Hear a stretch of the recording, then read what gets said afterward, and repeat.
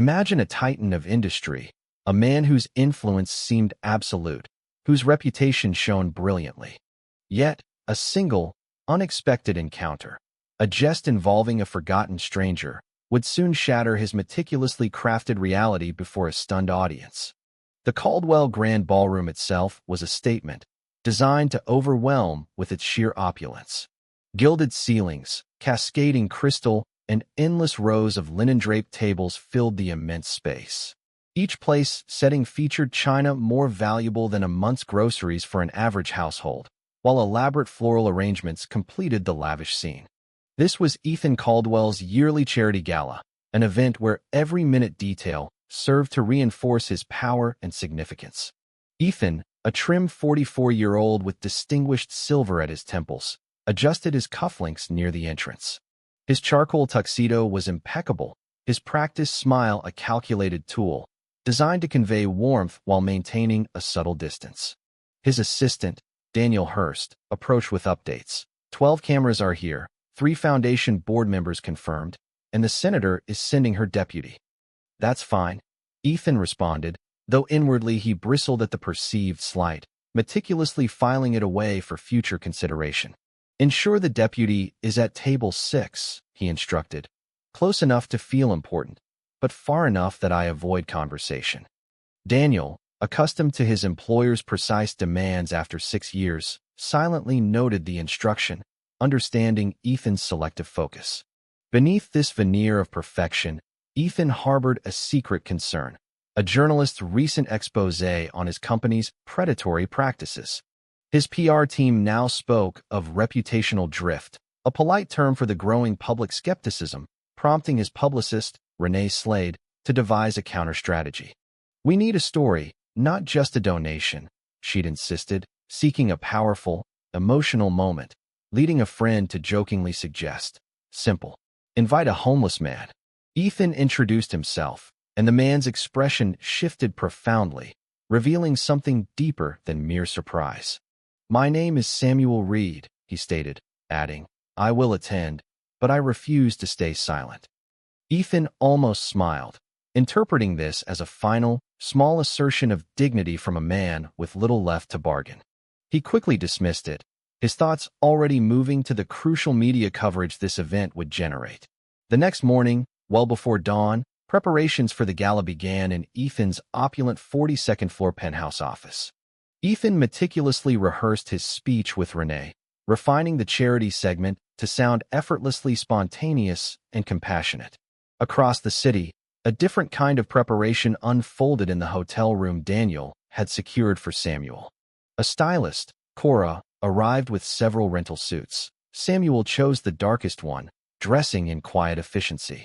He accepted the shirt, shoes, and tie, but notably declined the pocket square, maintaining a subtle personal boundary. Cora observed him carefully transfer a worn, engraved bracelet, crafted from a unique leather-metal blend, to his other wrist. She refrained from asking about it, sensing the deep personal significance in his deliberate handling of the item. Once dressed, Cora saw Samuel truly, not merely tidied, but standing with an innate dignity that transcended his circumstances. The ballroom quickly filled, and Ethan began his practiced rounds, making each guest feel momentarily special, if not genuinely seen. Lena Carter, the event coordinator, observed Samuel's arrival, noting his composed demeanor and analytical gaze as he scanned the room. His worn bracelet, catching the light, was the sole incongruous detail amidst the carefully curated luxury of the evening. Lena noted Samuel's appropriate attire and composed bearing. He surveyed the ballroom with the deliberate attention of someone accustomed to commanding significant spaces, not overwhelmed by them. He appeared to be meticulously cataloging the surroundings, observing the chandeliers, table setups, and camera placements with a discerning eye. Her gaze then returned to his worn bracelet, which caught the light as he moved. Its rugged character starkly contrasted the rented opulence of the room. It possessed an aged quality that suggested careful preservation, a cherished item rather than something merely neglected or forgotten. Before Lena could approach, Ethan swiftly crossed the floor to Samuel near the entrance, placing a hand on his shoulder with his familiar, firm yet ungrasping touch. Glad you made it, Ethan announced, ensuring the nearest guests overheard. This is exactly what tonight is about. Samuel merely looked at the hand on his shoulder, then met Ethan's gaze, offering no verbal reply. Ethan, maintaining his smile, guided him towards a table at the front. The guests observed his arrival in the subtle, rippling manner of a ballroom, with whispers spreading outward from the center and some eyes openly staring. A woman at table 4 leaned in to whisper behind her champagne glass, while a man across the room subtly straightened, as if the scene required a change in posture. Samuel, however, maintained his steady pace, walking with the quiet assurance of someone who knows external judgments don't define one's worth. At the table, Ethan introduced him with a brief, carefully crafted speech about generosity, community, and looking beyond superficialities. A few people clapped, but their applause felt hollow, more like an obligation. Samuel took his seat, placing his hands calmly on the table and observing those around him. For several minutes, silence reigned, and he seemed perfectly content with it. Lena, watching from afar, began to sense a shift in the evening's planned trajectory. As the first musical chorus began, the table actively, if subtly, pretended Samuel wasn't there.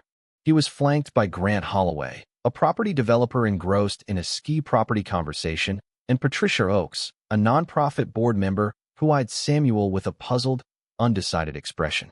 Then, a younger, boisterous man across the table, already on his second glass, broke the quiet with a performatively generous question. How does it feel being here? I mean, after everything.